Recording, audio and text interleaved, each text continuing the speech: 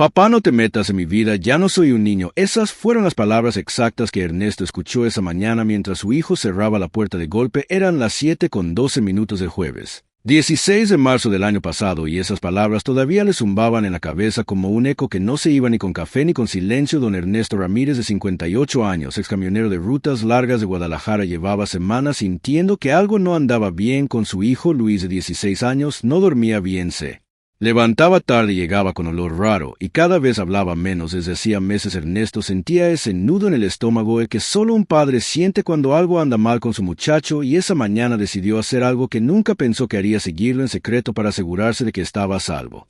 Tomó su vieja camioneta Ford F-150 modelo 1998 color vino con una abolladura en la puerta derecha y la estacionó a media cuadra de la secundaria donde estudiaba Luis. Esperó con las ventanas un poco abajo. El aire olía a pan dulce recién hecho de la panadería San Carlos y a humo de escape mezclado con polvo de pavimento. Los pájaros hacían ruido sobre los cables de luz y Ernesto trataba de convencerse de que era una exageración, que su hijo solo andaba con amigos. Nada más. A las 7:48 lo vio salir con la mochila medio abierta, los audífonos puestos, la gorra negra con la visera hacia atrás y caminar rápido sin mirar atrás. Pero algo le llamó la atención. No tomó el camino hacia la parada de camión como siempre, sino que dobló por la calle González Ortega rumbo al sur, hacia las afueras, donde no había nada más que talleres viejos y bodegas abandonadas.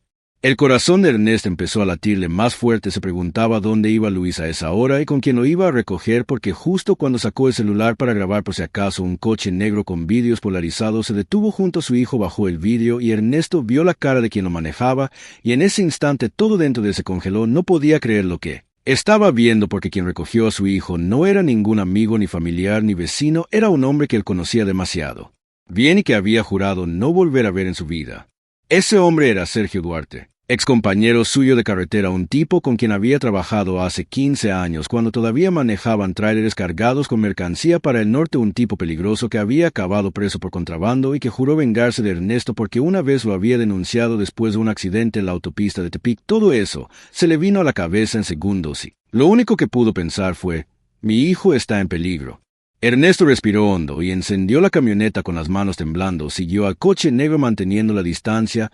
No quería asustar a Luis, pero tampoco podía quedarse mirando cómo se alejaba con ese hombre. Los minutos parecían horas, y cada curva le pesaba en el pecho. El reloj marcaba las 8:02 cuando doblaron hacia el camino viejo de Tala, una zona industrial medio abandonada con galpones oxidados y grafitis en las paredes. Ahí fue cuando el coche negro se detuvo frente a una bodega y Ernesto estacionó detrás de un camión viejo de refacciones. Bajó el volumen del radio y miró por el espejo retrovisor. El aire olía a gasolina y a tierra seca. La luz del sol empezaba a pegar fuerte en el parabrisas y las manos le sudaban tanto que casi se le resbalaba el volante.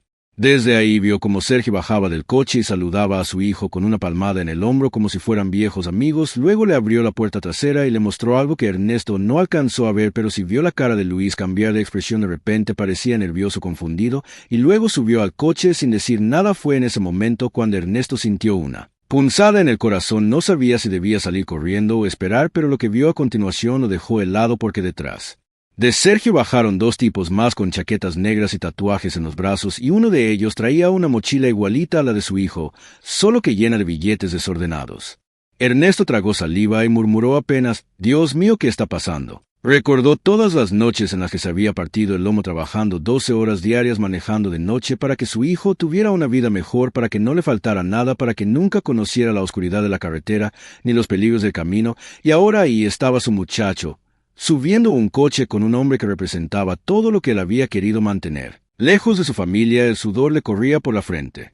Sentía la garganta seca y solo pensaba: si yo no hago algo ahora, lo pierdo para siempre.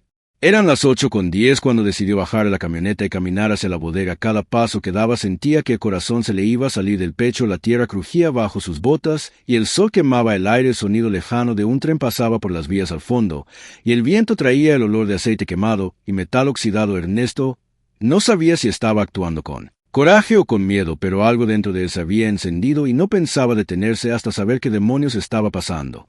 En ese momento su celular vibró. Era un mensaje de su esposa: «Ya dejaste a Luis en la escuela».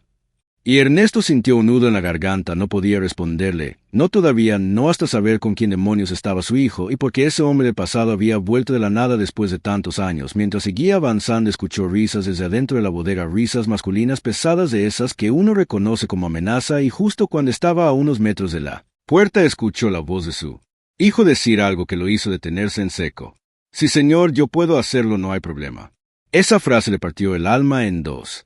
Ernesto apretó los puños y se quedó inmóvil. Solo podía pensar en una cosa: mi hijo no sabe en qué se está metiendo. Lo que pasaría en los siguientes 15 minutos cambiaría todo lo que él creía saber sobre su familia, sobre su pasado y sobre lo que un padre está dispuesto a hacer por proteger a su hijo. Si tú eres padre o madre y alguna vez has sentido ese presentimiento, ese miedo de que tu hijo esté en peligro, deja tu comentario aquí abajo porque lo que vas a escuchar a continuación te va a dejar sin aliento. Ernesto Ramírez no siempre fue ese hombre de mirada cansada y manos llenas de cicatrices. Hubo un tiempo allá por los años 80 cuando su vida olía a gasolina nueva y esperanza, cuando cada amanecer sobre la carretera panamericana le parecía una promesa de futuro. Eran los años del radio AM con canciones de los Bukis y los Tigres del Norte sonando bajito mientras manejaba kilómetros y kilómetros con una foto de su esposa Julia pegada al tablero y una estampa de la Virgen de Guadalupe colgando del espejo retrovisor. Tenía apenas 23 años cuando nació Luis, su primer y único hijo, y desde ese día juró que ese niño nunca conocería el hambre ni el cansancio que él había conocido de joven cuando trabajaba limpiando parabrisas en los semáforos del centro de Guadalajara.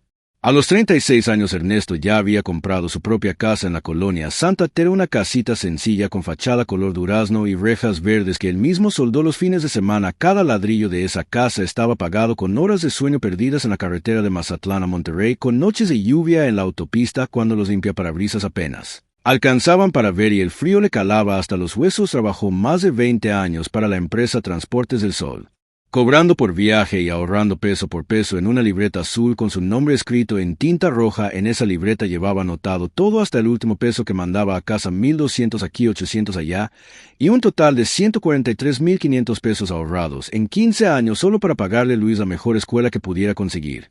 Julia, su esposa, siempre decía que Ernesto era de esos hombres que no hablaban mucho, pero que lo decían todo con sus actos. Cada tarde, cuando regresaba a casa con el uniforme lleno de polvo, abrazaba a su hijo tan fuerte que casi lo levantaba del piso y le decía: acuérdate, mijo, estudia para que tú no manejes por hambre como yo manejo por amor. Luis lo miraba con esos ojos grandes y curiosos y asentía sin entender del todo lo que significaba ese sacrificio, porque para su papá era un gigante invencible que arreglaba todo y que sabía dónde estaba cada cosa y que podía reparar una llanta con una navaja y un parche viejo y aún así sonreír mientras cantaba Tu cárcel de fondo.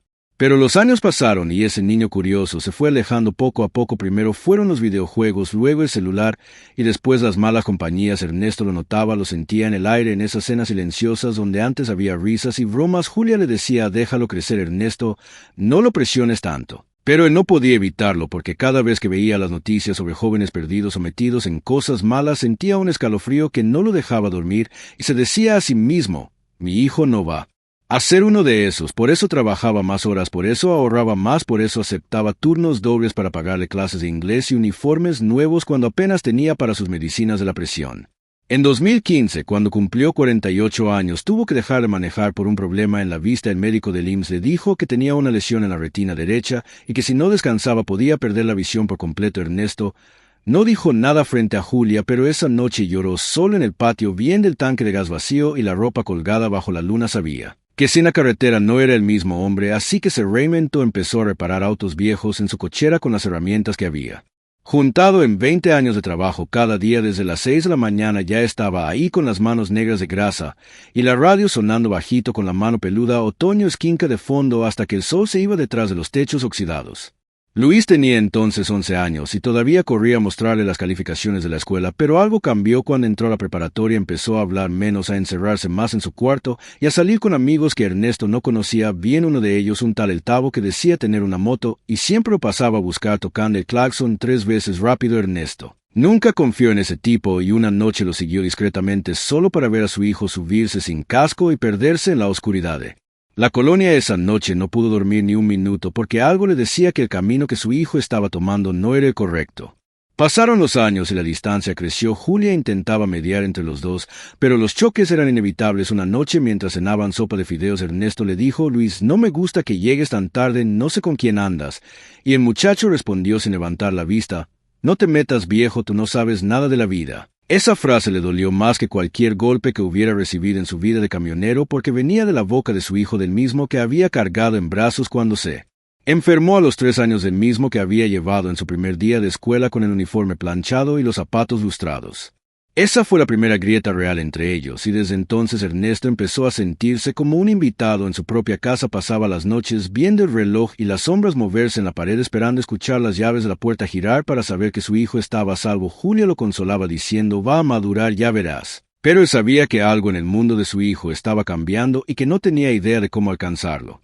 Una tarde de domingo, mientras lavaba la camioneta frente a su casa, Ernesto vio algo que lo dejó pensando por días. Luis salió con una mochila que parecía demasiado pesada para ser solo de libros, la tiró a la parte trasera de una moto y se fue sin despedirse. Ernesto se acercó después y vio en el piso un papel arrugado con un número escrito a mano y una palabra: Sergio. El nombre le sonó como un trueno en la memoria. Hacía más de 15 años que no escuchaba ese nombre y solo recordar lo que significaba le revolvía el estómago. No podía ser coincidencia, pero no quiso decir nada para no preocupar a Julia. Esa noche, mientras el ventilador viejo giraba lento en la habitación, Ernesto miró el techo y recordó los días en que su hijo le pedía que le contara historias de carretera, los accidentes, los amaneceres en Sinaloa, las tormentas en Sonora, los amigos que perdió en el camino, historias que antes lo hacían sentir orgulloso y que ahora solo le dolían porque sentía que se le escapaba de las manos lo único que más amaba en la vida.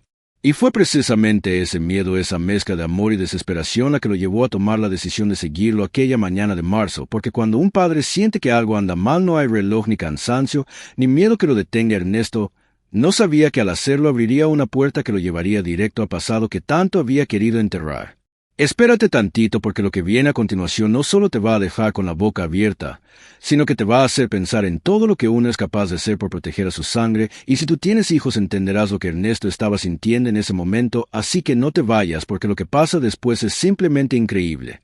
Desde que Ernesto dejó la carretera, la casa se convirtió en su mundo y su taller en su refugio. Pasaba los días arreglando motores viejos y cambiando bujías con la paciencia de quien ha aprendido a escuchar el silencio entre los golpes de martillo. Decía que los autos eran como las personas: si uno sabía escucharlos, te decían lo que les dolía, y a veces mientras limpiaba las manos con un trapo lleno de grasa pensaba que ojalá su hijo hablara igual que esos motores, porque por más que intentaba acercarse a él ya no encontraba las palabras correctas, y cuando las encontraba salían mal y terminaban en discusión.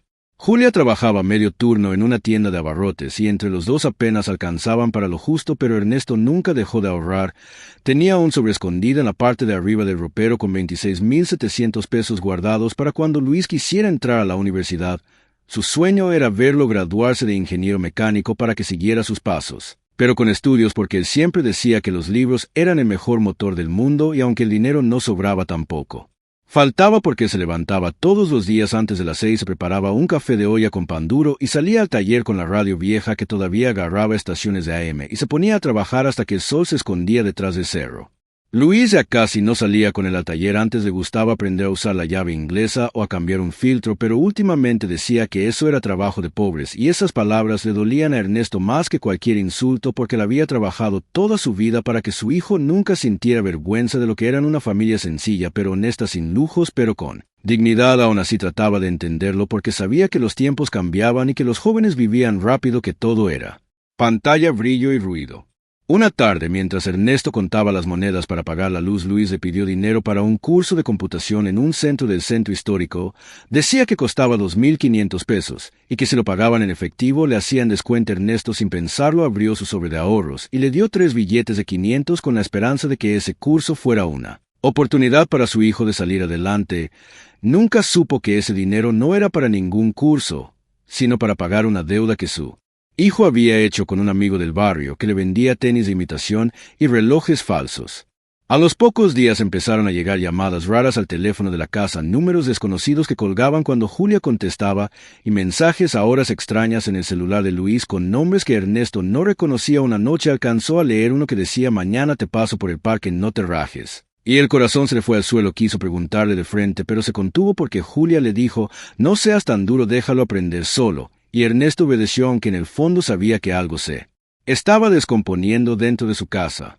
Pasaron los meses y los cambios se hicieron más evidentes. Luis empezó a traer cosas nuevas, tenis de marca que Ernesto sabía que no podía pagar, chamarras caras, relojes plateados y hasta un celular más moderno que el suyo. Cuando le preguntó de dónde sacaba dinero, el muchacho le respondió con una sonrisa: ando vendiendo cosas por internet, no te preocupes. Y Ernesto quiso creerle, quiso aferrarse a esa mentira porque la verdad le daba miedo. Una noche de diciembre, mientras ponían el árbol de Navidad, Ernesto sacó una caja con adornos viejos de los años 90, entre ellos una estrella dorada de cartón que Luis había hecho en el kinder con lentejuelas azules. La sostuvo en la mano y sonrió con nostalgia, pero su hijo apenas la miró ocupado chateando en el celular. Ernesto se quedó callado, pero en su pecho algo se rompió. Se dio cuenta de que los recuerdos que para él eran tesoros, para su hijo eran solo polvo de otra época. Al día siguiente decidió acompañarlo a la escuela para platicar con el director. Quería saber si Luis estaba asistiendo bien porque había notado faltas en el calendario. El director lo recibió con una sonrisa incómoda y le dijo que su hijo llevaba semanas llegando tarde y que en ocasiones se iba antes de terminar las clases. Eso le encendió todas las alarmas, pero cuando lo confrontó esa tarde, Luis estalló: ya te dije que no te metas, no confías en mí. Y se encerró en su cuarto. Ernesto se quedó parado frente a la puerta con los ojos llenos de lágrimas, sin saber si debía gritar o quedarse en silencio. Julia trató de calmarlo diciéndole que la adolescencia era así, que todos los jóvenes pasaban por esa etapa rebelde y que con el tiempo volvería a ser el mismo de antes. Ernesto quiso creerle, pero esa misma noche vio a su hijo salir sigilosamente por la ventana a las 11:30. Se puso los zapatos sin hacer ruido y lo siguió hasta la esquina. Vio que lo esperaba un coche negro con música fuerte que reconoció al instante. Era el mismo sonido de motor que años atrás escuchó en la bodega de Tepic cuando trabajaba con Sergio Duarte. Ese sonido grave de escape modificado, imposible de olvidar. El estómago se le revolvió. Sintió una punzada en el pecho y prefirió regresar a casa sin hacer ruido porque no quería aceptar lo que sospechaba. Durante las semanas siguientes, Ernesto trató de acercarse de nuevo a su hijo. Le propuso enseñarle a reparar un motor viejo de Volkswagen que tenía en el patio. Le dijo que podían hacerlo juntos para venderlo y repartir la ganancia, pero Luis solo respondió: no tengo tiempo, viejo, tengo mis cosas. Esa frase lo dejó helado porque entendió que ya no compartía ni el tiempo ni el propósito, y aunque intentaba no demostrarlo, cada noche se quedaba despierto mirando la silla vacía frente a la televisión, donde antes se sentaban juntos a ver el noticiero de las 10. Un domingo por la tarde, mientras Julia preparaba chiles rellenos, Ernesto decidió limpiar la bodega del fondo donde guardaba herramientas y cajas viejas. Ahí encontró una mochila que no era suya. La abrió con cuidado y adentro había billetes arrugados y una libreta con nombres y cantidades escritas a mano, nombres como Tavo, Chuy, El Gordo y al final una palabra subrayada. Sergio. El corazón le dio un vuelco porque ese nombre no era cualquiera, era el mismo del hombre que le había arruinado parte de su vida hacía 15 años y que ahora aparecía de nuevo en los escritos de su hijo. Guardó la mochila sin decir nada y esperó días para ver si Luis decía algo, pero el muchacho actuaba como si nada estuviera mal, hasta que una mañana Ernesto decidió enfrentar la verdad con sus propios ojos, porque cuando el amor se mezcla con el miedo uno deja de pensar y actúa sin medir consecuencias. Y fue por eso que aquella mañana de marzo, cuando lo vio salir con la gorra negra y la mirada distraída, decidió seguirlo sin pensarlo, porque ya no confiaba en las palabras, sino en los pasos, porque cuando un padre presiente que su hijo está cruzando una línea, no hay descanso ni lógica que lo detenga. Así empezó todo lo que viste en el primer capítulo, ese momento en el que Ernesto vio a su hijo subirse a un coche con un fantasma del pasado y el corazón se le cayó a pedazos. Y si crees que ya fue demasiado, espera tantito, porque lo que viene a continuación va a hacer que se te erice la piel. Todo comenzó con un silencio diferente, uno que no venía de cansancio ni de sueño, sino de algo más profundo, de esa calma que precede a la tormenta cuando el cuerpo sabe que algo va a estallar aunque la mente aún no lo acepte. Esa mañana el cielo de Tepic estaba cubierto de nubes bajas que se arrastraban como humo. Ernesto salió a taller más temprano de lo normal y fingió revisar un carburador, pero en realidad esperaba escuchar el ruido del motor negro que ya le era tan familiar, y no tardó mucho porque a las 8:15 exactas ese coche pasó despacio frente a su casa con el vidrio abajo y una mano asomada sosteniendo un cigarro. Lo reconoció al instante: Sergio Duarte. El mismo que hacía años lo había dejado tirado en una bodega sangrando por dentro y por fuera después de una traición que casi le costó la libertad. Ernesto sintió como la sangre se le helaba en las venas. No por miedo, sino por impotencia. Porque ver a ese hombre otra vez era como mirar de frente al demonio que uno creyó haber enterrado para siempre. Y lo peor, ese demonio ahora traía a su hijo sentado al lado riendo como si nada. El coche se detuvo apenas unos segundos frente a la esquina. Sergio bajó el vidrio y le hizo un gesto con la mano. Una sonrisa torcida de esas que no necesitan palabras para humillar. Luis volteó apenas por un momento. Sus miradas se cruzaron y en esos 2 segundos Ernesto sintió que su corazón se partía en 3 pedazos. El del padre que quiere creer, el del hombre que sabe la verdad, y el del niño que aún espera que alguien lo abrace y le diga que todo va a estar bien. Esa noche no hubo cena. Julia preguntó qué pasaba, pero Ernesto solo dijo nada. Un mal día, y se encerró en el taller hasta pasada la medianoche. Ahí entre los fierros y el olor a gasolina empezó a recordar. Recordó el 2008, el trato que lo había hundido, las promesas que Sergio le hizo cuando aún trabajaban juntos en el taller del barrio, los billetes que nunca llegaron, las culpas que sí.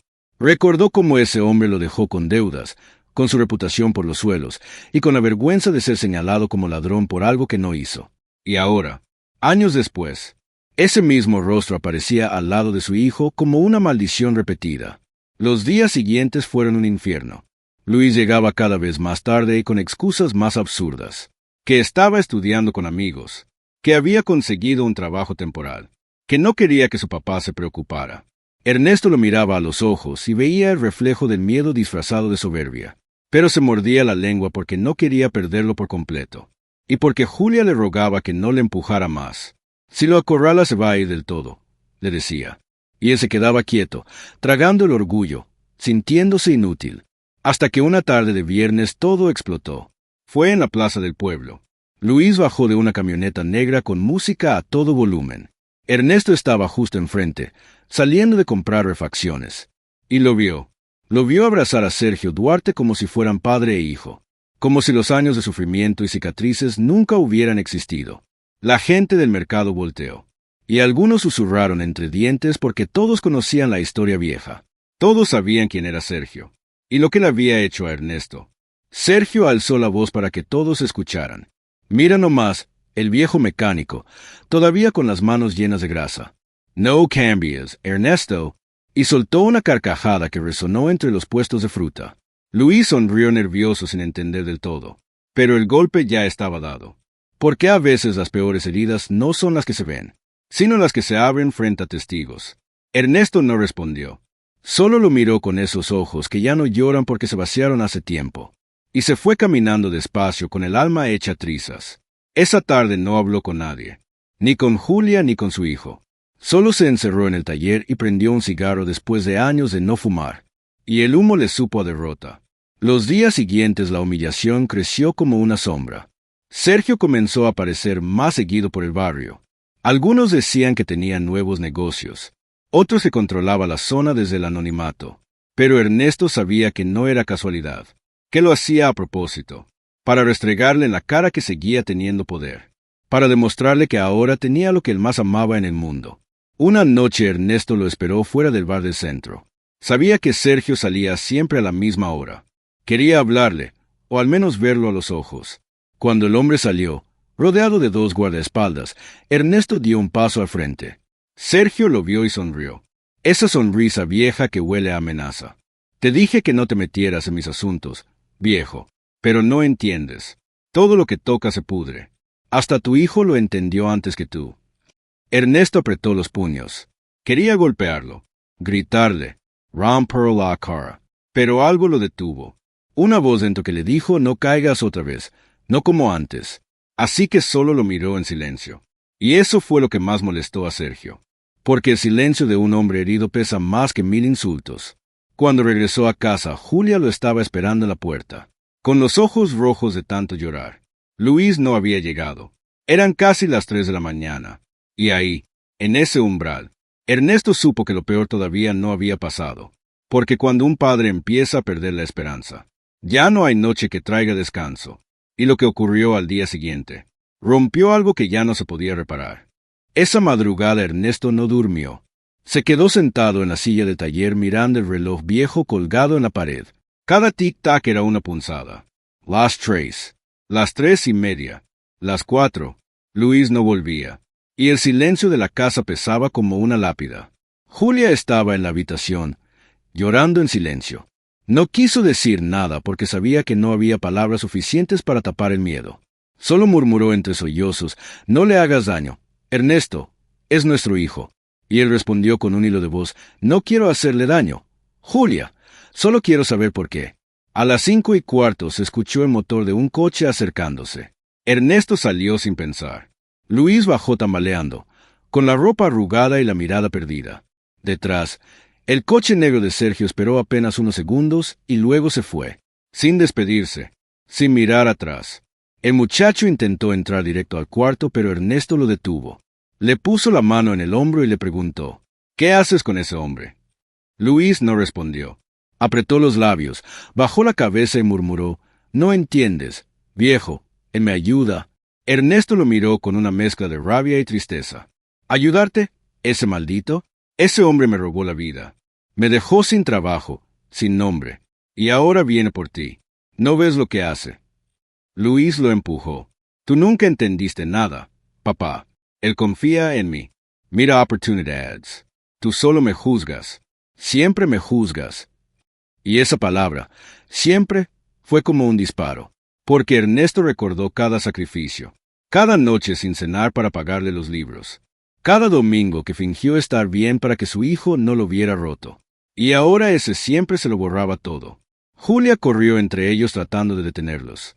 Pero ya era tarde. Luis gritó algo que Ernesto nunca olvidaría.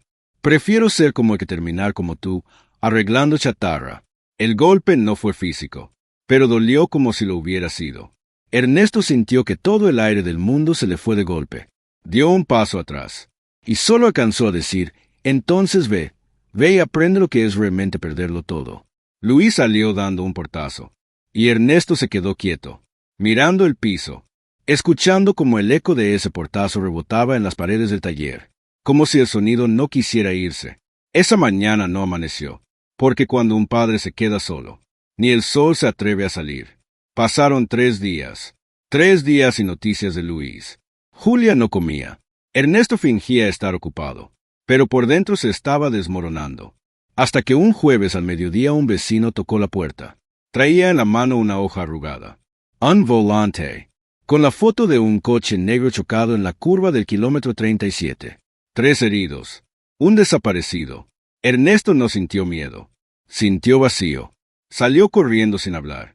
Subió al viejo bocho que aún funcionaba a duras penas, y condujo sin pensar hasta la carretera. La escena era un desastre. Vidrios rotos, olor a gasolina, una chamarra tirada con manchas de sangre. No era la de su hijo, pero en el asiento trasero encontró algo peor. Una libreta, la misma donde antes había leído el nombre de Sergio. Solo que ahora había una nueva palabra escrita en la última página. «Papá». Y debajo, con letra temblorosa, «Perdóname». El cuerpo de Ernesto tembló. Se arrodilló entre los restos del coche, y lloró por primera vez en años. No un llanto suave, sino un grito contenido de todo lo que nunca dijo, de todas las veces que eligió callar para no herir, de todas las advertencias que se tragó. Poor Moore. Cuando los paramédicos llegaron, Sergio ya no estaba. Nadie lo había visto, como si se lo hubiera tragado la tierra. Y Luis tampoco. Solo había rastros de sangre, y una certeza que perforaba el alma. Esa noche Ernesto volvió a casa, con la libreta en la mano. Julia lo esperaba en la puerta, pero él no dijo nada. Solo se sentó frente al televisor apagado, y se quedó mirando su propio reflejo en la pantalla negra, como si tratara de reconocer al hombre que era antes de todo esto, al que todavía creía en los finales felices. El silencio se volvió costumbre. Los días pasaron sin noticias. La policía investigaba, pero todos sabían que en esos casos nadie investiga nada. Sergio tenía contactos, dinero, influencia, y Ernesto solo tenía su ferrota y un taller vacío. Una semana después, mientras revisaba la caja de herramientas, encontró un sobre, con su nombre escrito. Lo abrió con manos temblorosas. Adentro había una foto, Luis sonriendo junto a Sergio, y atrás una frase escrita con marcador negro. No se puede proteger a quien no quiere ser salvado. Esa noche Ernesto comprendió que el dolor no siempre tiene respuesta, que a veces el destino te hace repetir las lecciones hasta que aprendes a perder, que uno puede sobrevivir a la pobreza, a la enfermedad, a la soledad, pero no al silencio de un hijo, y aunque nadie más lo sabía. Esa misma noche decidió hacer algo que cambiaría todo, porque cuando un padre lo ha perdido todo, solo le queda la verdad, y la verdad duele, pero también libera. Esa fue la última vez que Julia lo vio antes de que amaneciera, con la chaqueta vieja, las manos firmes, y la mirada de quien ya no tiene miedo. Y lo que hizo después sería recordado por todo el pueblo, como el día en que un hombre cansado decidió no callar más. Esa mañana el cielo de Guadalajara amaneció gris, con un aire pesado, de esos que presagian tormenta. Ernesto abrió el taller como todos los días, pero no encendió la radio, ni preparó café. Solo se quedó parado frente a la puerta, mirando la calle vacía, mientras el ruido lejano de los camiones pasaba como un recuerdo que no le pertenecía. Habían pasado 12 días desde la desaparición de Luis. 12 días sin dormir, sin comer, sin saber si estaba vivo o muerto. Julia apenas hablaba. La casa olía a tristeza, a ropa húmeda, a sopa fría. Y cada noche Ernesto soñaba con el sonido del coche negro alejándose, como si el motor le estuviera diciendo fallaste. Pero esa mañana algo cambió. Mientras limpiaba el mostrador, escuchó una voz detrás de él. Una voz que reconoció al instante, aunque le hubiera gustado no hacerlo. ¿Qué pasó, don Ernesto? ¿Ya se enteró de lo de su muchacho? Dijo Sergio, apoyado en el marco de la puerta, con esa sonrisa cínica que siempre lo acompañaba. Ernesto, así llanamente. ¿Qué hiciste, malnacido? Preguntó, con la voz quebrada. Sergio se encogió de hombros. Yo no hice nada. Solo le mostré el mundo real. Si no pudo con él, no es mi culpa. El silencio del taller se hizo espeso. Afuera, un perro ladraba. Ernesto respiró hondo, como si contara hasta 10 para no romperle la cara ahí mismo. Tú te lo llevaste, lo metiste en tus porquerías, lo alejaste de su madre, de su casa, y ahora vienes aquí a burlarte. Sergio sonrió. No te confundas, viejo. Tu hijo vino a mí porque estaba cansado de tus sermones de perdedor. Tú no le diste futuro, solo llaves inglesas y grasa. Yo le di respeto, dinero y libertad. Ernesto apretó los puños, pero no se movió. ¿Y a cambio de qué? ¿De usarlo como mensajero? ¿De meterlo en tus negocios sucios? De hacerlo hombre, respondió Sergio, cruzando los brazos, algo que tú nunca supiste hacer. Las palabras se quedaron flotando en el aire como cuchillos. Ernesto se acercó un paso, apenas un paso, pero bastó para que el ambiente se partiera. Tú no sabes lo que es ser hombre. Ser hombre no es tener dinero ni coches nuevos. Es no traicionar. Es cuidar a los tuyos, aunque te duela. Es no esconderte detrás de una sonrisa cobarde. Sergio Lomoreau Camberla. Mírate, dando lecciones de moral desde un taller lleno de chatarra. No has entendido nada. El mundo cambió, don Ernesto. Los buenos se mueren pobres. Los vivos somos los que aprendimos a ensuciarnos las manos. Entonces lávalas bien, dijo Ernesto con voz baja, porque un día vas a necesitar tocarlas para defenderte. Por un momento nadie habló. Solo se escuchó el goteo del techo y el ruido de un carro pasando por los charcos afuera. Sergio dio media vuelta, pero antes de irse se detuvo.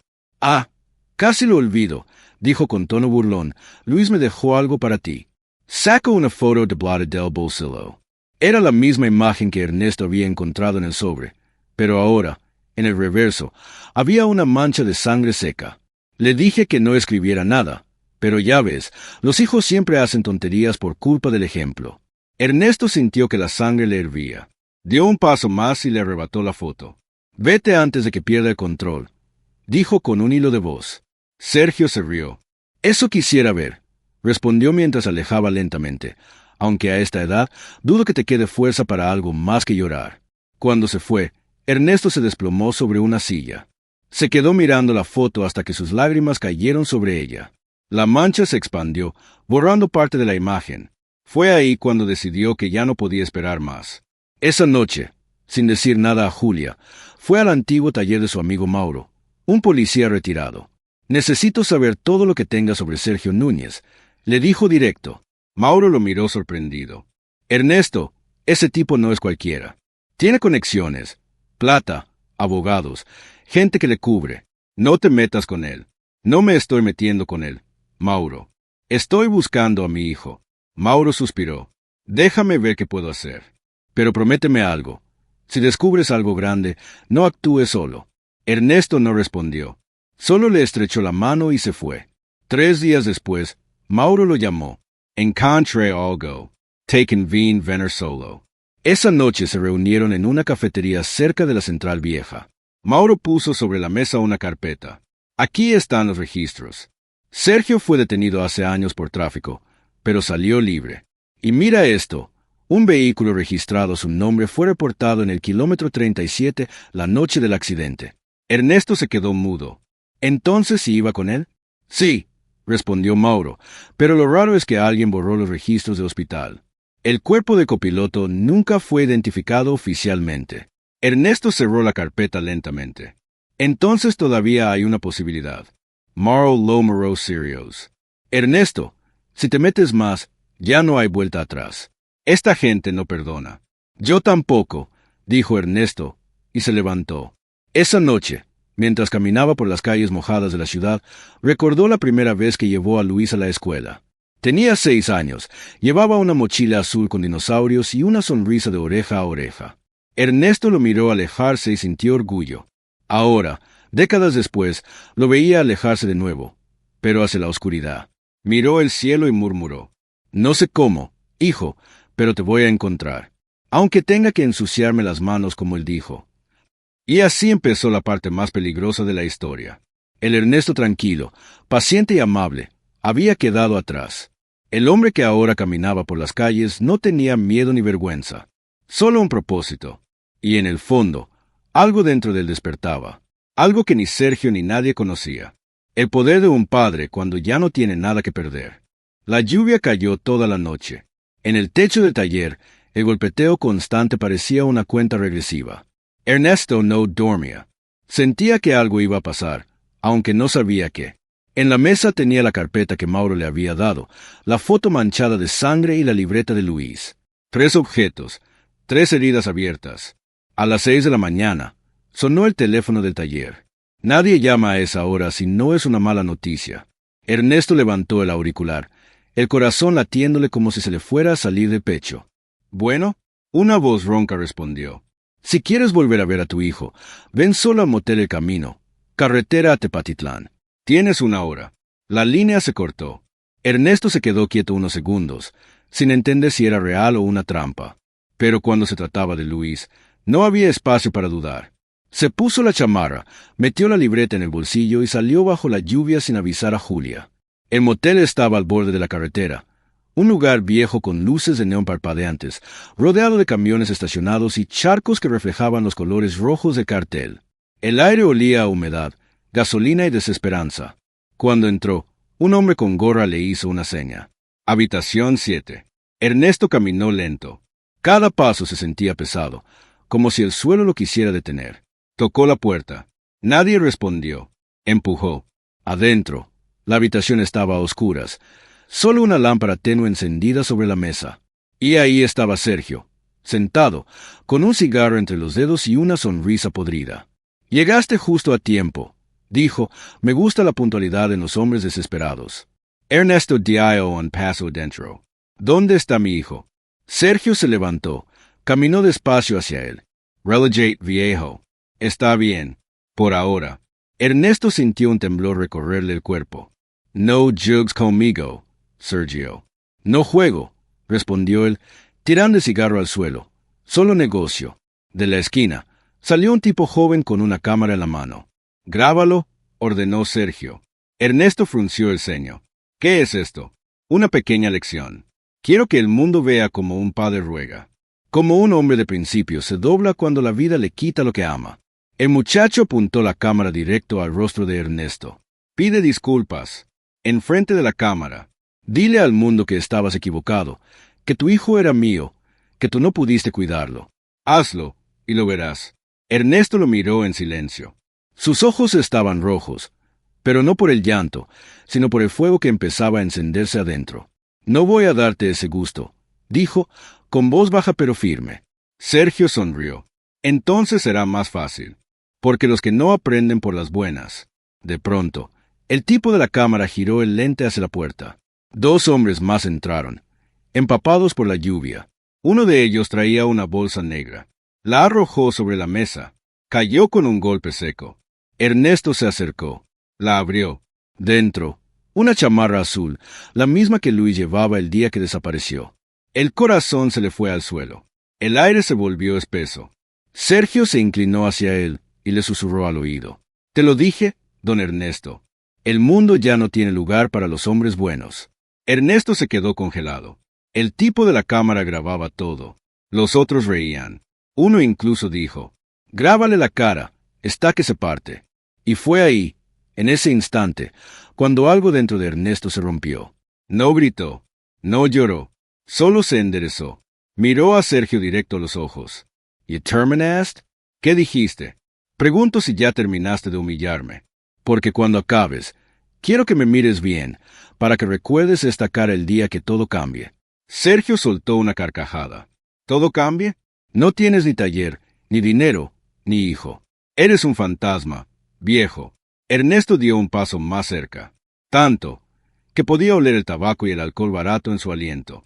«Tal vez, pero los fantasmas tienen algo que tú nunca tendrás, memoria». Y entonces lo escupió. Un gesto simple, pero que hizo que los hombres de Sergio se tensaran. Uno de ellos lo golpeó en el estómago. Otro lo empujó al suelo. La cámara seguía grabando. Sergio se inclinó y le dijo, «Esto lo subiré a mis redes. Que todos vean cómo termina un idiota que quiso jugar a héroe». Ernesto, tirado, apenas podía respirar. Pero mientras la sangre le caía por la comisura del labio, alcanzó a ver algo, un tatuaje en la muñeca de uno de los hombres. 3 líneas negras y un número, 037. El mismo número del kilómetro donde hallaron el coche. Y ahí lo entendió todo. Luis no había muerto. Estaba con ellos. O Pure seguía atrapado en ese círculo. Sergio se dio media vuelta, satisfecho. Llévenlo de aquí. Que aprenda lo que pasa cuando uno no entiende su lugar. Lo subieron a una camioneta vieja y lo tiraron en la orilla de la carretera, a varios kilómetros del motel. Llovía con fuerza. El barro se mezclaba con la sangre. Ernesto se levantó con esfuerzo, apoyándose en una roca. Miró la carretera vacía y respiró hondo. El pecho le dolía, pero sus ojos ya no temblaban. Esa noche, algo cambió para siempre. Porque cuando un hombre es humillado hasta el límite, ya no teme perder nada. Y quien no teme perder, se vuelve peligroso. Ernesto volvió al taller empapado. Julia lo vio entrar, con la ropa rota y la mirada dura. «¿Qué te hicieron?», preguntó, asustada. «Nada que no se pueda devolver», respondió él, limpiándose la sangre con la manga. Encendió la luz del taller. Miró el banco de herramientas. Y mientras sus manos temblaban, sus ojos encontraron algo que hacía años no tocaba.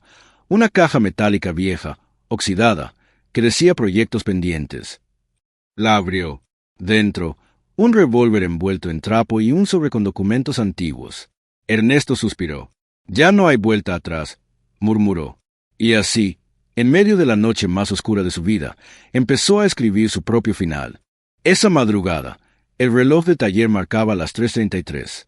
El sonido del segundero era lo único que se escuchaba, aparte de la lluvia golpeando las láminas oxidadas.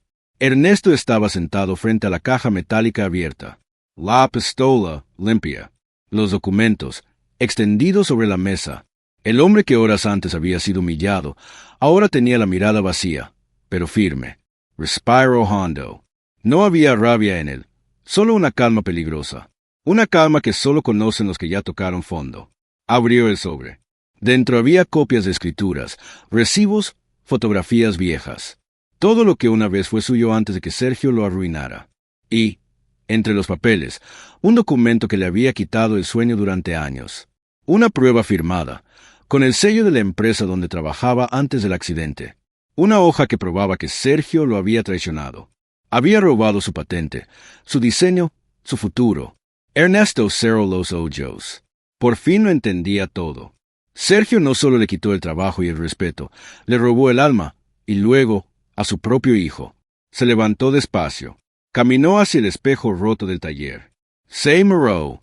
Las ojeras profundas, la barba descuidada, el cuello con manchas de sangre seca. «Mírate», murmuró, «ni tú te reconoces». Y entonces, algo se encendió en su voz. «Pero te juro que ellos sí te van a reconocer». Encendió la radio vieja del taller. Una canción de José Alfredo Jiménez sonaba, distorsionada por los años. «Ya lo ves, como la vida es tan amarga», decía el verso. Y Ernesto, por primera vez en meses, sonrió. No de alegría, sino de certeza. Esa sonrisa fue el verdadero inicio de su venganza. Al amanecer, Julia se despertó y lo encontró guardando cosas en una bolsa. ¿A dónde vas? Ernesto no lo amarró. A hacer algo que debía hacer hace mucho. ¿Vas a buscar Luis? Silencio. Después, una respuesta seca. Voy a buscar al hombre que se lo llevó. Julia intentó detenerlo. Le tomó del brazo. Ernesto, por Dios, no te conviertas en lo que odias. Él la miró con ternura, pero sus ojos ya no eran los mismos. No me convierto, Julia. Solo vuelvo a ser lo que siempre fui. Un hombre que protege a los suyos. Salió sin mirar atrás. El cielo estaba gris, pesado. El aire olía a tierra mojada y gasolina. Ernesto subió al bocho, encendió el motor, y por un instante pensó en el pasado. En los días en que Luis era un niño y jugaba a arreglar tornillos junto a él. En cómo se reía cuando su madre los llamaba a comer. En lo fácil que era ser feliz sin saberlo. Pisó el acelerador. El camino lo llevó directo a la ciudad. Horas después, llegó al corazón del distrito financiero. El edificio de Sergio brillaba como una provocación. Vidrios limpios, guardias en cada esquina, autos de lujo entrando y saliendo. Ernesto estacionó el bocho frente a la puerta principal. Los guardias se acercaron enseguida. Señor, no puede estacionarse aquí. Ernesto los miró y sonrió apenas. No vengo a estacionarme. Vengo a devolver algo. Sacó de su bolsillo un sobresellado. Lo colocó sobre el mostrador de recepción. Entréguele esto al señor Sergio. Dile que el muerto vino a saludarlo. Los guardias se miraron entre sí, confundidos. Ernesto se dio media vuelta y se fue caminando despacio. No necesitaba quedarse para ver la reacción.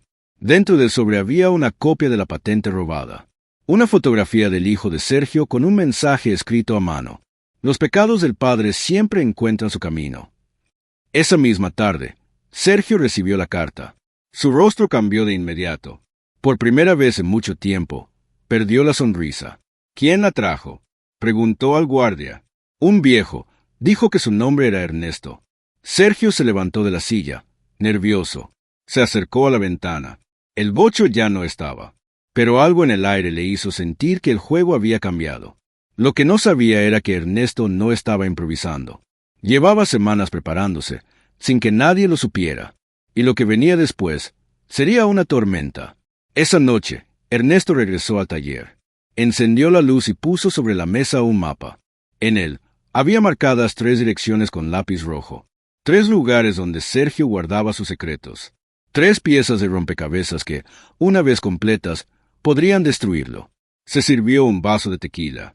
Miró las herramientas, el arma, la libreta de Luis. Y, con voz firme, susurró.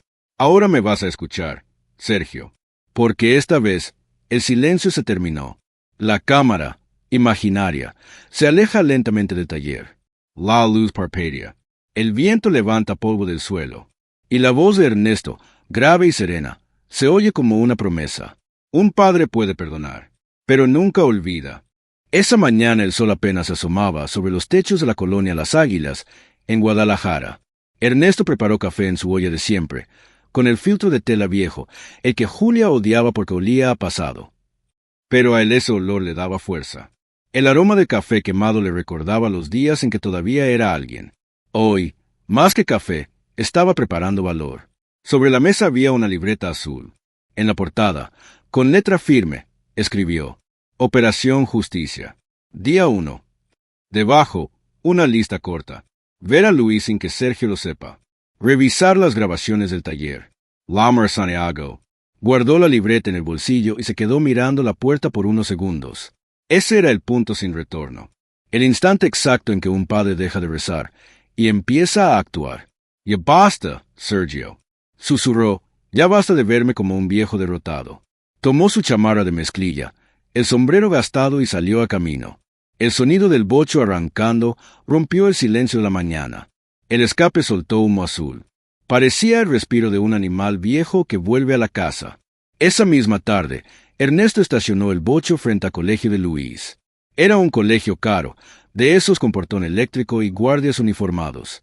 Esperó con el motor apagado, mirando el reloj. Las 4:02. A las 4:15 salían los alumnos de tercero de secundaria. El corazón le latía como si tuviera 20 años otra vez. A las 4:16, Luis apareció. Llevaba la mochila colgando de un hombro, los audífonos puestos, y ese aire distraído que tienen los adolescentes que creen saberlo todo. Ernesto tragó saliva. Su hijo ya no era un niño. Le dolió reconocerlo, pero lo que vio después le hizo helar la sangre. Un auto negro, con vidrios polarizados, se detuvo frente a la acera. La puerta trasera se abrió, y de él salió Sergio, con lentes oscuros, sonriendo.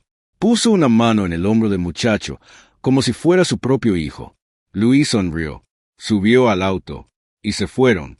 Ernesto sintió como el aire se le escapaba del pecho. No gritó, no golpeó el volante. Solo apretó los puños tan fuerte que las uñas le marcaron la piel.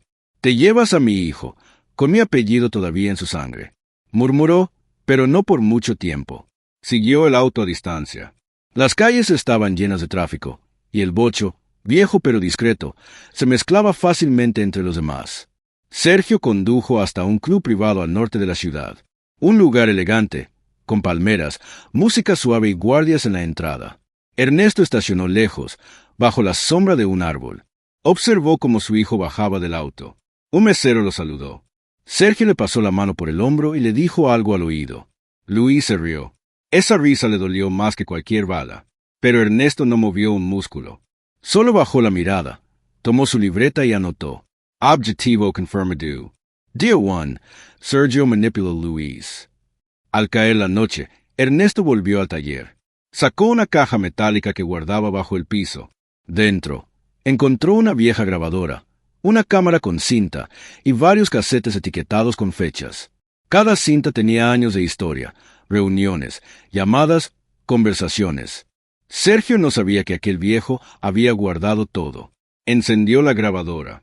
La voz de Sergio, joven, altanera, llenó el aire. No te preocupes, Ernesto. Nadie sabrá que el diseño fue tuyo. Pero si cooperas, todos ganamos. Ernesto cerró los ojos. Ese sonido era como un fósforo en gasolina. El fuego volvió a su pecho, pero esta vez, frío, controlado. Tomó el teléfono. Marcó un número que no usaba desde hace casi 15 años. Una voz ronca contestó. ¿Quién habla? Santiago, soy yo, Ernesto. Silencio. Después, un suspiro y una risa leve. Creí que estabas muerto. No todavía.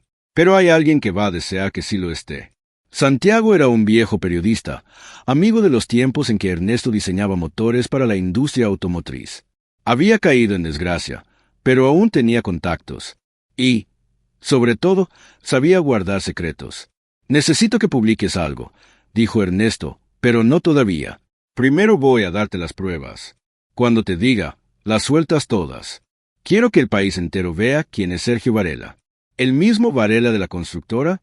Ese mismo. El que se cree intocable. Dios santo. Ernesto, estás jugando con fuego. Ya me quemé una vez. Esta vez voy a hacer el incendio. Esa noche, Ernesto escribió en la libreta. Día 2. Encender la mecha. En la televisión vieja del taller, las noticias hablaban de política, de corrupción, de injusticia. El país entero parecía vivir una misma historia. Los poderosos arriba, los honestos abajo. Y Ernesto pensó, tal vez no puedo cambiar el país, pero sí puedo derrumbar a uno de ellos. Bajó la mirada a la foto de su hijo. Con voz suave, casi paternal, dijo, te prometo, hijo, que esta vez no voy a fallarte. No importa lo que cueste. El viento entró por la ventana, moviendo las hojas del escritorio. Una de ellas se detuvo justo sobre el título de su libreta, Operación Justicia. Esa fue la noche en que Ernesto dejó de ser un hombre roto, y se convirtió en un estratega, un cazador, un padre que aprendió que el silencio también puede ser un arma. Esa mañana el sol apenas tocaba las calles de Zapopan, el aire olía a humedad y pan recién horneado. Ernesto bajó del bocho viejo y caminó hacia el café de siempre, uno que abría a las 6 en punto. No dijo nada a Julia, no llamó a nadie, solo entró con paso firme y los ojos fijos. En la mesa junto a la ventana estaba su libreta azul, con anotaciones en tinta negra. Cada palabra una estrategia, cada línea un plan que aún nadie sospechaba. Café negro, pidió sin mirar al mesero. Mientras lo servían, sacó de la bolsa un pequeño sobresellado. Dentro, copias de documentos legales, recibos, contratos, cada uno señalando fraudes y robos cometidos por Sergio. No eran simples pruebas. Eran bombas listas para estallar, pero necesitaban paciencia. Sacó su teléfono. Marcó un número antiguo, casi olvidado. Santiago. Ya tengo todo lo que necesitamos, dijo con voz baja, controlada, pero no es suficiente mostrarlo todavía. Necesito que aparezcan signos, que él sienta el miedo. Santiago suspiró al otro lado. ¿Estás seguro de esto? Sí. Es hora de que vea que el fantasma no solo existe, sino que caza. Ernesto apagó el teléfono y salió del café. Caminó despacio hacia el edificio de Sergio, a unas cuadras de distancia, mezclándose con la gente. No había guardias que lo reconocieran, no había cámaras que lo captaran, al menos eso creían. Se colocó frente al estacionamiento donde el auto negro de Sergio siempre quedaba. Sin tocar nada, sin hacer ruido, solo observó. Y entonces, la primera chispa de poder surgió. El vigilante de portón recibió un mensaje, una foto de Ernesto parado frente al lugar, aunque él no estaba allí. El hombre se sobresaltó, nervioso. ¿Quién? Susurró. No puede ser. Sergio, en su oficina, recibió la misma foto minutos después. Miró la pantalla y frunció el ceño. Esto no tiene sentido, dijo con voz tensa. Ese viejo no puede estar aquí. Mientras tanto, Ernesto caminaba por la calle sin ser visto, lejos de cámaras y curiosos. Su plan era simple: aparecer donde menos lo esperaban, dejar evidencia sutil, generar miedo. No necesitaba confrontación directa todavía. La anticipación era su arma. A mediodía, la libreta volvió a ser útil. Anotó horarios de los guardias, entradas y salidas de vehículos, los patrones de rutina de Sergio. Cada número, cada detalle específico. Guardia 1 sale a las 14:23. Guardia 2 revisa portón a las 15:02. Auto negro regresa a 15:45. Pequeñas piezas que, ensambladas, convertirían un simple seguimiento en un jaque maestro. Al atardecer, Ernesto regresó al taller. La lluvia empezaba a caer de nuevo, golpeando el techo con fuerza, como si la ciudad misma marcara el ritmo de su plan. Sacó la cámara vieja y conectó los casetes que había guardado durante años. Ahora verás, Sergio, murmuró para sí mismo, que los fantasmas que ignoraste siempre recuerdan. Mientras revisaba las grabaciones, notó algo que le provocó un estremecimiento. Un hombre que trabajaba para Sergio, uno de los que lo había humillado, cometió un error. Cayó en cámara filtrada, dejando un documento olvidado sobre el escritorio del antagonista. Era un recibo bancario, con fechas y cantidades exactas, que demostraba pagos ilícitos. Ernesto sonrió. Perfecto, justo como lo imaginé. Por primera vez, Ernesto dejó de sentir miedo. Cada paso, cada movimiento, cada pequeña evidencia dejaba señales de que había alguien vigilando. Sergio comenzaba a sentirlo. Su confianza empezaba a quebrarse. El hombre que había despreciado a Ernesto tantas veces ahora estaba viendo los primeros signos de poder del fantasma que nunca supo que existía. Al caer la noche, Ernesto envió discretamente un correo anónimo a los socios de Sergio. Solo un mensaje breve. Revise sus contratos y sus pagos recientes. Lo que ignora podría destruirlo. Nada más. Solo una sombra de advertencia. Y en su taller, frente a la cámara que grababa la calle vacía, murmuró: que empiece el juego. Ellos creen que todo está bajo control. Pero la verdad siempre encuentra su camino. Esa noche, mientras la ciudad dormía, Sergio no podía cerrar los ojos. Su mente revisaba cada puerta, cada guardia, cada seguridad. Por primera vez en años, sintió miedo. No un miedo momentáneo, sino ese miedo que cala los huesos, que avisa que alguien conoce todos tus secretos. Ernesto sonrió ante la ventana del taller, escuchando la lluvia. Bienvenido al mundo, Sergio. Aquí es donde los poderosos finalmente aprenden que los fantasmas existen y que algunos padres no se rinden jamás. Esa mañana, Guadalajara despertaba con el humo de los camiones mezclándose con el aroma del pan recién horneado. Ernesto no estaba preocupado por el tráfico ni por el ruido de la ciudad. Tenía un objetivo y cada paso estaba calculado. Su libreta azul descansaba sobre el asiento del bocho. Al abrirla, anotó una sola frase: hoy se acaba la ilusión de impunidad de Sergio. El primer movimiento fue en el despacho principal de la constructora. Ernesto entró sin avisar, vestido con un traje que había pertenecido a su hermano fallecido. Un detalle mínimo, casi invisible, pero que decía más que cualquier palabra. Estoy de vuelta y no vine a pedir, vine a cobrar. Sergio estaba en su oficina, al teléfono, discutiendo con un cliente sobre contratos de última hora. La puerta se abrió sin tocar, y Ernesto apareció. «Don Ernesto», comenzó Sergio con una sonrisa nerviosa. «¿Qué hace aquí?» Ernesto no respondió de inmediato. Se acercó al escritorio, sacó la carpeta de pruebas y la dejó caer con un golpe seco sobre la madera. El estruendo fue suficiente para que el cliente se sobresaltara. «¿Qué es esto?», preguntó Sergio, tratando de mantener la compostura. Ernesto lo miró fijo a los ojos. «Todo lo que ignoraste durante años. Cada robo, cada fraude, cada mentira que creíste que pasaría desapercibida». Abrió la carpeta frente a todos. Recibos bancarios, contratos firmados, grabaciones de audio, fotografías de transacciones ilegales. Cada documento tenía fechas, cantidades exactas y nombres completos. «Mira esto, Sergio», dijo Ernesto. «Pagos de 42,763 pesos con 52 centavos de tu empresa fantasma cuentas desconocidas, exactamente el 12 de marzo del 2021. ¿Recuerdas? Sergio Paladesio. Esto es imposible». El cliente del otro lado del escritorio miraba incrédulo. «¿Señor Varela?» Sergio no sabía qué decir. Ernesto continuó. «Firmaste cheques y recibiste pagos de manera ilegal, y creíste que nadie lo sabría. Hoy todos lo ven». En ese instante, Santiago llegó con un USB y un disco duro. «Listo, Ernesto», dijo. «Todo está aquí. Correos, transferencias, fotos de la reunión secreta del año pasado». Ernesto tomó el USB y lo conectó a la computadora de la oficina. Pantalla completa. Correos internos que demostraban la manipulación y mentiras de Sergio, fotos donde se veía a su hijo con guardaespaldas privados de Sergio, incluso videos de Sergio intentando borrar pruebas. El rostro de Sergio se transformó. Ya no había sonrisa, ni arrogancia, ni desprecio. Solo miedo. «No, no puede ser», balbuceó. «Eres un viejo». «¿Viejo? Sí», interrumpió Ernesto, «pero vivo, alerta y preparado». Ernesto se acercó a la ventana. Miró hacia la ciudad, donde la luz del mediodía hacía brillar el concreto. «Y no vine solo a demostrar poder, Sergio. Vine a restaurar justicia. Tu impunidad termina hoy».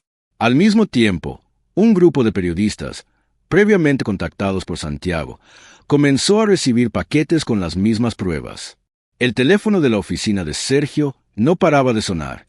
Mensajes anónimos llegaban con fotos, recibos, nombres de cómplices.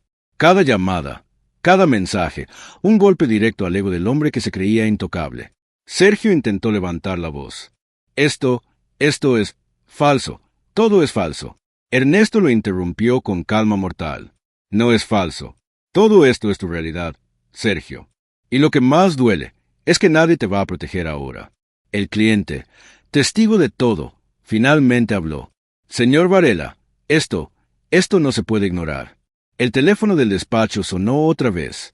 Era el notario, confirmando que una auditoría legal había recibido las pruebas. Sergio estaba atrapado. No había salida. Ernesto respiró hondo, bajó la mirada hacia la carpeta y dijo con voz firme: «Nunca más vas a usar el poder para humillar a los demás. Ni a mí, ni a mi hijo, ni a nadie que confíe en ti». La tensión era palpable. El silencio, pesado. El miedo de Sergio podía cortarse con un cuchillo. En cuestión de minutos, la dinámica de poder había cambiado. Ernesto tomó la libreta azul y escribió: «Confirmación de poder, justicia activa». Y mientras la lluvia comenzaba a caer de nuevo sobre la ciudad, una certeza llenaba el taller de Ernesto. El hombre que una vez fue humillado, ahora dominaba la escena. Y su hijo, su familia, estaban finalmente seguros. Pero lo mejor estaba por venir. Esa mañana la ciudad estaba cubierta por una bruma ligera y húmeda que hacía brillar los vidrios de los edificios como espejos tristes. Ernesto salió de su taller, el bocho viejo rugiendo suavemente mientras avanzaba por calles empedradas de la colonia Providencia. Cada paso estaba calculado, cada respiración medida. Su objetivo era claro: dejar que la justicia actuara y que los testigos vieran cómo alguien que había sido humillado recuperaba todo su poder. Al llegar a la constructora, no necesitó entrar de inmediato. Desde la esquina de la calle grabó discretamente a Sergio discutiendo con sus empleados, intentando borrar sus errores, hablando con un tono que antes nunca había tenido. «No, eso no salió todavía. Revisen bien los papeles. No pueden filtrar nada». La tensión era visible en sus gestos. La arrogancia se había desmoronado. Un guardia, Asomado a la ventana, no pudo evitar ver la cámara apuntando hacia ellos. —¿Quién es ese viejo? —susurró—. Parece que sabe todo. Ernesto, con calma, dejó caer otro frente a la entrada del edificio, dirigido a los socios de Sergio. Dentro, fotos y documentos que dejaban claro que todos los contratos fraudulentos y pagos ilegales estaban documentados con fechas precisas, cifras exactas: 42.763 pesos con 52 centavos, 15.400 pesos, 3.200.50 pesos, cada número un recordatorio del abuso de poder. Los socios, al abrirlos, sintieron una mezcla de miedo y vergüenza. —Esto es real, él no miente —dijo uno de ellos, cubriéndose la boca. Sergio comenzó a sudar, retrocediendo hacia su oficina, intentando mantener autoridad pero sin éxito. Los empleados empezaron a mirarlo con una mezcla de incredulidad y alivio. Finalmente entendieron que Ernesto no estaba jugando. La justicia estaba actuando ante sus ojos. Un grupo de periodistas, contactado previamente por Santiago, comenzó a llegar discretamente. Caminaron por las calles cercanas, grabando a Sergio y los documentos que se filtraban. No se trataba solo de evidencia legal, sino de humillación pública tangible. El hombre que se creía intocable ahora estaba expuesto. Sergio intentó cerrar las puertas, apagar las cámaras, controlar la narrativa. Pero cada movimiento de Ernesto había sido calculado. Cada testigo, cada periodista, cada empleado estaba en posición de ver la verdad en tiempo real. Al mediodía, la policía recibió una copia de los documentos con solicitud de auditoría inmediata. Sergio gritaba, señalaba, intentaba sobornar y amenazar. —Esto es absurdo.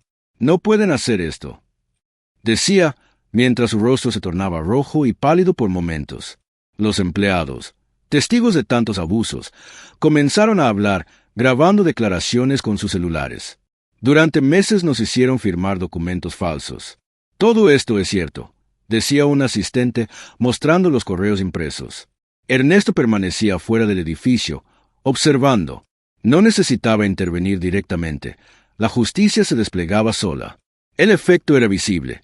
Sergio estaba atrapado entre la evidencia irrefutable, los testigos y los medios. Su arrogancia se transformó en desesperación, su poder temporal, en impotencia absoluta. La policía llegó al final de la tarde. Al abrir la puerta principal, encontraron documentos, grabaciones y testigos listos para declarar. Sergio intentó huir, pero la seguridad de la constructora, alertada por los empleados, bloqueó la salida. —¡No! Esto no puede pasar —gritaba, mientras un oficial lo tomaba del brazo. Esto es un error. Pero no era un error. Era justicia en acción. Ernesto, desde la esquina, observó la escena. Un suspiro profundo escapó de su pecho. No hubo necesidad de violencia. La paciencia, la estrategia y la evidencia habían hecho todo el trabajo. Los testigos lo miraban, algunos grabando, otros murmurando entre ellos. Ese viejo, él sí sabía lo que hacía. Nunca imaginé que alguien pudiera devolverle a Sergio lo que se merecía. Mientras la tarde caía, las luces de la ciudad reflejaban en los vidrios del edificio y en los rostros de quienes presenciaron la caída del poderoso. Ernesto tomó nota mental de cada reacción: miedo, sorpresa, indignación y finalmente respeto. Su hijo estaba seguro, su dignidad restaurada. La humillación que había soportado durante años comenzaba a revertirse, pieza por pieza, delante de todos. Cuando finalmente se retiró del lugar, la lluvia comenzaba a mojar las calles. El aire olía a tierra húmeda y esperanza. Ernesto sonrió, tomando su libreta azul y anotando con letra firme: Día 3. Justicia activa. Primera fase completada. Los periodistas ya publicaban las primeras imágenes y documentos. Sergio no podía escapar de la verdad. La justicia no era una amenaza, era un hecho. Ernesto sabía que este era solo el comienzo, pero ver la caída parcial de quien le había humillado era suficiente para sentir el primer verdadero alivio en años. Los testigos comenzaron a aplaudir discretamente mientras los oficiales se llevaban a Sergio. El eco de su poder restaurado resonaba en cada rincón. Ernesto miró hacia el cielo gris y murmuró: Nunca subestimes a un padre. Nunca ignores a alguien que ha aprendido a esperar. Era un viernes por la tarde en Ciudad de México. El aire olía a smog mezclado con la lluvia que recién había pasado. Las calles mojadas reflejaban las luces de neón de los anuncios, y el tráfico lento parecía dar tiempo a que cada persona presenciara algo inusual. Ernesto llegó temprano a las oficinas centrales de la constructora de Sergio, no con intención de entrar, sino para observar cómo la verdad explotaba en la cara del arrogante. El edificio estaba lleno de periodistas, policías y empleados que antes temían a poder de Sergio. Ahora, sus miradas mostraban respeto y sorpresa. Los videos que Ernesto había filtrado se proyectaban en varias pantallas grandes dentro del lobby, grabaciones de conversaciones ilegales, transferencias, fotos de recibos, cada número exacto, cada fecha específica. 42.763 pesos con 52 centavos transferidos a cuentas secretas el 12 de marzo de 2021. 15.400 pesos el 3 de agosto de 2020, 3.200.50 pesos el 19 de enero de 2019. Todo estaba allí, visible para el público. Sergio estaba sentado, pálido, cruzando los brazos, tratando de mantener control. Pero cada cámara, cada testigo, cada mirada le recordaba que había perdido el juego. Los empleados comenzaron a hablar frente a los periodistas. Durante años nos obligó a firmar documentos falsos, nos humilló por dinero, y hoy todos lo ven, dijo un asistente con voz firme mientras mostraba un correo impreso. Otros siguieron, uno por uno, confirmando los hechos con sus teléfonos, fotos, videos, registros de pagos. Cada declaración, cada evidencia, aumentaba la presión sobre Sergio. No había escape posible. En ese momento, el notario entró con documentos oficiales confirmando auditorías, legalidades y registros que certificaban la veracidad de todo lo que Ernesto había mostrado. Sergio comenzó a levantarse, intentando gritar órdenes, pero la multitud no le escuchaba. Los teléfonos grababan todo, las redes sociales comenzaban a replicar los videos. El hombre que antes era un símbolo de autoridad ahora era una caricatura de su arrogancia. Mientras tanto, fuera del edificio, Ernesto observaba desde su bocho estacionado, tomando nota mental de cada reacción. Todo va como planeado, murmuró. El miedo se instala donde antes había impunidad. Por la tarde, las noticias nacionales comenzaron a transmitir en vivo la caída de Sergio. Clips de los empleados hablando, documentos presentados, la policía confirmando investigaciones abiertas. Cada canal, cada periodista, cada red social amplificaba la humillación pública. Sergio, el poderoso, el arrogante, el que había despreciado a Ernesto y a su hijo, ahora estaba atrapado bajo la luz de la justicia. Ernesto se permitió una sonrisa. No había gritos, no había violencia física, solo estrategia, paciencia y evidencia concreta. El impacto fue total. La caída de Sergio no era solo personal, sino simbólica. El sistema, la constructora, el poder corrupto, todo había recibido un golpe irreversible. El efecto en la comunidad fue inmediato. Empleados liberados del miedo comenzaron a hablar, clientes retiraron contratos con Sergio, socios renegociaron acuerdos y la reputación del hombre se desmoronó ante los ojos de todos. Las redes sociales explotaban con comentarios de indignación y apoyo a Ernesto. Nunca subestimen a un padre determinado, decía un mensaje viral, replicado miles de veces. La justicia puede tardar, pero siempre llega, comentó otro usuario, mientras compartía los videos del lobby. En la oficina, Sergio trataba de reorganizar su defensa, pero era inútil. Los documentos, los testimonios, las grabaciones, todo estaba fuera de su control. Su caída era pública, inevitable y absoluta. Ernesto finalmente entró al edificio, tranquilo, sin necesidad de confrontar directamente, solo caminando con la certeza de quien sabe que todo está en orden. Los empleados lo miraron y, sin palabras, expresaron gratitud, respeto y alivio. Su hijo Luis, quien llegaba al final de la tarde al edificio, corrió a abrazarlo. «Papá, lo hiciste. Todo está bien». Ernesto lo abrazó con fuerza, sabiendo que no solo había protegido a su hijo, sino que había restaurado la dignidad de todos los que habían sido humillados por Sergio. El antiguo antagonista, Sergio, fue escoltado fuera del edificio, sin poder emitir palabra. La prensa lo seguía registrando cada movimiento. Humillación completa, impacto total. El símbolo de la impunidad había caído, y la justicia, activa y visible, se había instalado de manera definitiva. Esa noche, Ernesto regresó a su taller, la lluvia golpeando suavemente el techo mientras anotaba la libreta azul. Día 4. Justicia total. Impacto consolidado. Nunca más abuso de poder. Miró hacia la ventana, viendo las calles mojadas reflejando luces de la ciudad, y susurró: «Nunca subestimen a quien lucha por los suyos. Hoy, la justicia tiene rostro y nombre». El eco de la caída de Sergio y la victoria de Ernesto se sintió no solo en la ciudad, sino en cada testigo, cada empleado, cada espectador que había visto cómo la paciencia y la estrategia triunfaban sobre el abuso y la arrogancia. Era un sábado por la mañana en Guadalajara. El sol iluminaba suavemente la colonia Las Águilas. El aroma a café recién hecho se mezclaba con el de pan recién horneado, y el viento movía las hojas de los árboles como si celebrara en silencio la victoria de Ernesto. El taller estaba en calma. Los casetes y la libreta azul descansaban sobre la mesa, y él se sentó frente a la ventana, observando la ciudad que comenzaba a moverse con normalidad. La sensación de justicia cumplida todavía estaba fresca, pero algo más profundo lo llenaba. Tranquilidad, orgullo y la certeza de que la paciencia y la estrategia habían cambiado su vida y la de su hijo. Ernesto tomó la libreta y escribió la última anotación. Transformación completada.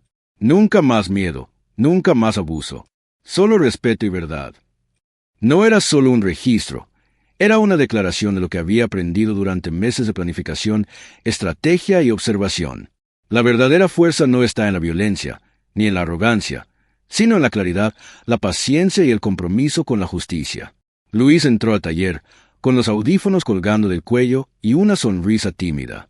Papá, nunca imaginé que alguien pudiera hacer todo esto por mí. Ernesto lo abrazó con fuerza, sintiendo el peso de los años, de la humillación pasada y de la victoria presente. Hijo, nunca dudes de que proteger lo que amas vale cada sacrificio, dijo con voz suave pero firme. Julia apareció también, con la mirada orgullosa, y colocó su mano sobre el hombro de Ernesto. Lo lograste, y lo hiciste sin perder dignidad. Él sonrió y negó con la cabeza. La dignidad nunca se pierde, solo espera el momento para ser recuperada. Esa tarde, mientras revisaba los reportes de los medios, los comentarios en redes sociales y los mensajes de apoyo de la comunidad, Ernesto comprendió algo. Su historia no solo era suya, era la de todos los que habían sido humillados, ignorados o subestimados alguna vez. Cada testigo, cada empleado, cada persona que había visto la caída de Sergio se había llevado un mensaje poderoso. Que la justicia puede tardar, pero llega, y que nadie, por más poderoso que sea, puede escapar de sus acciones. Con un suspiro, Ernesto se levantó y se dirigió a la cámara del taller, hablando como si hablara con un amigo, con un tono íntimo, confessional y cercano. Si estás viendo esto, tal vez has sentido humillación, injusticia o abandono. Te entiendo, yo también pasé por eso. Pero hay algo que debes recordar. Nadie tiene derecho a subestimarte. Nadie puede robar tu dignidad si decides recuperarla con paciencia y estrategia. Se inclinó ligeramente hacia la cámara, como compartiendo un secreto. La venganza no es el objetivo. La justicia sí. Y la justicia siempre deja huella. Luego, con un gesto que invitaba a la acción, agregó, si esta historia te conmovió, compártela. Si conoces a alguien que necesita verla, mándasela. Comenta abajo si alguna vez te sentiste ignorado o humillado. Quiero saber tu historia.